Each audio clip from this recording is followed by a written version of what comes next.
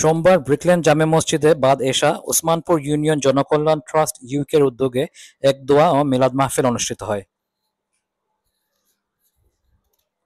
এই মাহফিল আয়োজিত হয় সদ্যপ্রয়াত মাদারবাজার হাফিজিয়া ফাজিল মাদ্রাসার সাবেক শিক্ষক এবং গভর্নিং বডির দীর্ঘমেয়াদী সভাপতি মরহুম আলহাজ তাহির আলী মাস্টার, ট্রাস্টের সাবেক উপদেষ্টা মরহুম হাজী আব্দুর রাজ্জাক, প্রবীণ মুরব্বী মরহুম হাজী আব্দুল বারী, মরহুম মফিজুর রহমান রানা এবং সাবেক উপদেষ্টা আজম আলী সাহেবের মাতা ও বোনের রোহের মাগফিরাতের উদ্দেশ্যে দোয়া ও মিলাদ পরিচালনা করেন ব্রিকল্যান্ড জামে মসজিদের ইমাম ও খতিব মাওলানা নজরুল ইসলাম।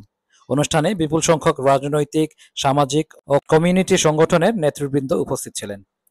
ট্রাস্টের পক্ষ থেকে উপস্থিত ছিলেন সভাপতি আব্দুল হাকিম চিলু, সাধারণ সম্পাদক সাহেল আহমেদ তপাদার, ট্রেজারার সাইফুর রহমান চৌধুরী, সাবেক উপদেষ্টা আজম আলী, হাফিজ আব্দুল মালিক।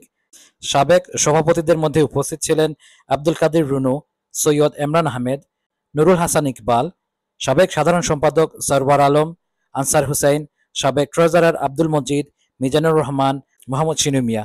এছাড়াও ট্রাস্টিদের মধ্যে উপস্থিত ছিলেন আনোয়ারুল হক হেলাল, সাইফুর রহমান জফুর, আনসার আলী, আলার রহমান, সাইফুর রহমান শফু, শাহান মেহেদি, বাবুল মিয়া, আব্দুল কাইয়ুম, জাকির হোসেন সহ অনেকে। ওসমানপুর ইউনিয়ন জনকল্যাণ ট্রাস্ট ইউকের পক্ষ থেকে আজকে আমরা মিলাদ মাহফিল ও দোয়ার আয়োজন করেছিলাম। দেশের সদ্যপ্রয়াত জনাব তাহির আলী মাস্টার সাহেব এবং আমাদের ইউকেতে জনাব আব্দুর রাজ্জাক হাজী সাহেব এবং আমাদের প্রবীণ মুরব্বী জনাব আব্দুল বারী সাহেব এবং আমাদের ওসমানপুর ইউনিয়ন জনকল্যাণ ট্রাস্টের ওসমানপুর ইউনিয়ন জনকল্যাণ ট্রাস্টের উপদেষ্টা জনাব আজম আলী ভাইয়ের আম্মা এবং তান বোন অদ্যপ্রয়াত হয়েছেন। ওনাদের আত্মার মাগফিরাতের জন্য আমরা আজকে মিলাদ মাহফিলের আয়োজন করেছিলাম।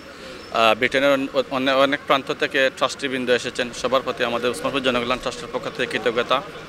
মাগফিরাতের জন্য সকল মুর্দিগানের জন্য দোয়া করবেন এবং আমরা যারা জীবিত আছি আমরা যেন ট্রাস্টের কাজকে আরও ত্বরান্বিত করতে পারি এবং সংগঠনকে আরও এগিয়ে নিয়ে যেতে পারি সেই আশা প্রত্যাশা ব্যক্ত করছি।